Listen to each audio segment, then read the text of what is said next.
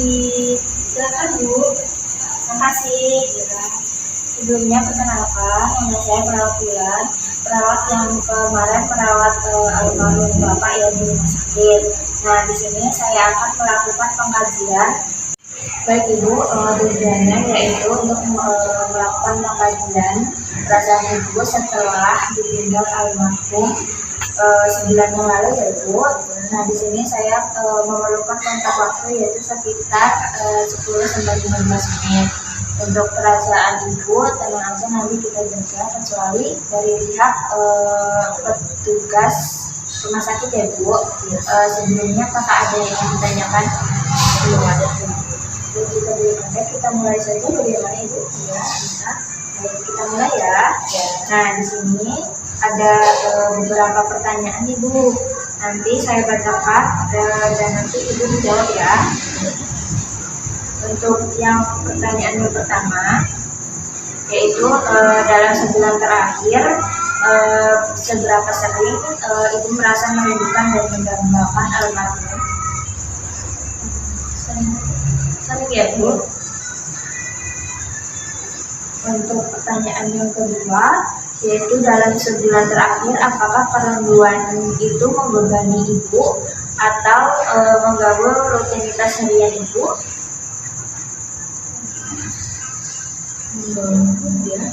Mengganggu ya Bu. Ya.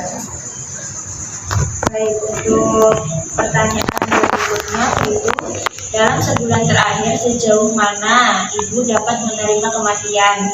Untuk poin yang pertama yaitu tidak ada kesulitan menerima kematian.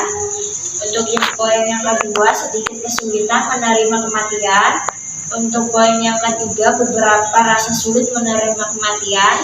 Untuk yang keempat kesulitan menerima kematian.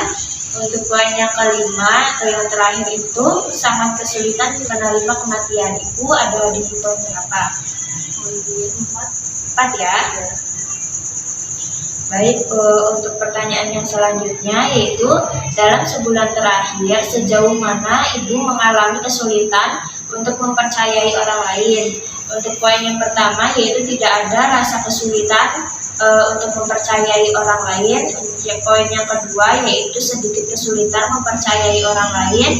Poin yang ketiga yaitu beberapa rasa sulit mempercayai orang lain. Poin yang keempat yaitu kesulitan mempercayai orang lain. Poin yang kelima yaitu sangat kesulitan mempercayai orang lain. Ibu ada di poin berapa? Poin 2 ya.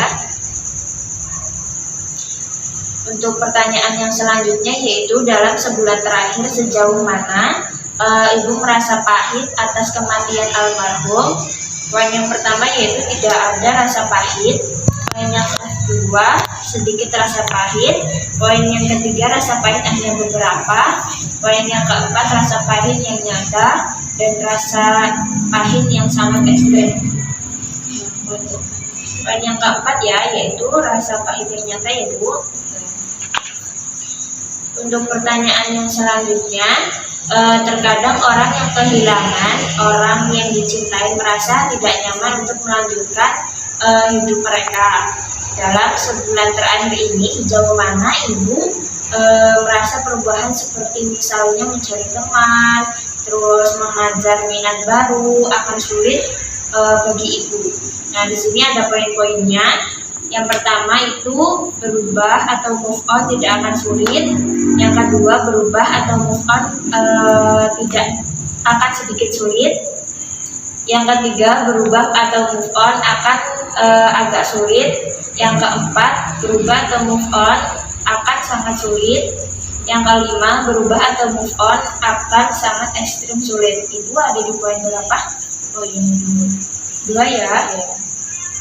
Berubah atau move on akan sedikit sulit ya Bu.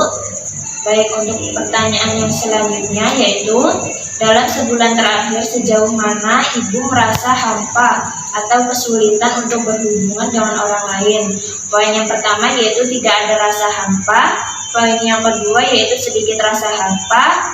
Poin yang ketiga yaitu ada rasa hampa.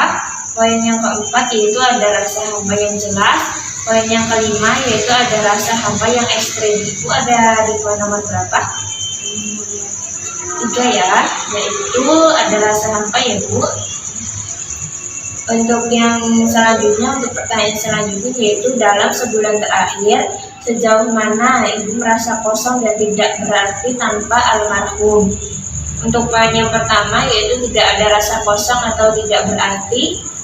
Untuk yang kedua yaitu sedikit ada rasa kosong atau tidak berarti. Untuk poin yang ketiga yaitu beberapa rasa kosong. Untuk poin yang keempat yaitu rasa kosong yang jelas. Untuk yang terakhir yang nomor 5 itu rasa kosong yang ekstrim. Ibu kira-kira ada di poin berapa?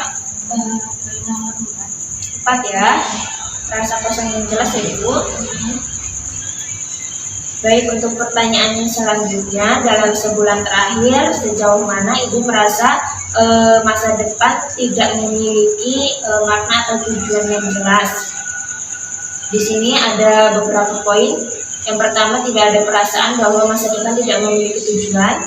Untuk poin yang kedua, sedikit perasaan bahwa masa depan tidak memiliki tujuan. Untuk poin yang ketiga, beberapa perasaan bahwa masa depan tidak memiliki tujuan. Untuk yang keempat, rasa yang jelas bahwa masa depan tidak memiliki tujuan. Poin yang kelima, rasa ekstrim bahwa masa depan tidak memiliki tujuan. Ibu kira-kira ada di poin nomor berapa? 3 ya Bu. Beberapa perasaan bahwa masa depan tidak memiliki tujuan ya Bu.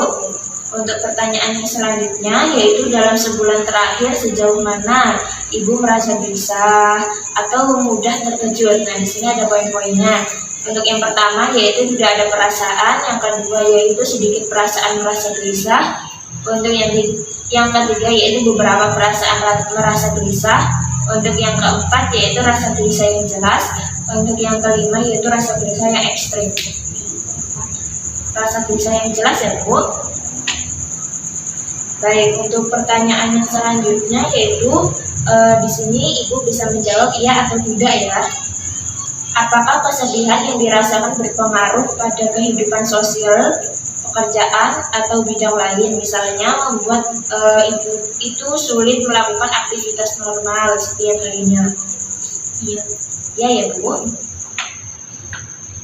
Untuk pertanyaan yang selanjutnya yaitu apakah salah satu dari gejala di atas termasuk kerinduan dan setidaknya satu gejala berlangsung setidaknya selama 6 bulan? Ya, ya Ibu. Baik, dari beberapa pertanyaan sudah terjawab semua ya Ibu. Untuk pengkajiannya sudah selesai. Sebelum saya kembali ke rumah sakit, ada yang ingin Ibu tanyakan? Baik, belum ada ya Ibu. Tadi Ibu sangat kooperatif sekali ya. Baik, saya akan kembali ke rumah sakit terlebih dahulu ya Ibu. Permisi, terima kasih. Terima kasih Bu. Hati-hati.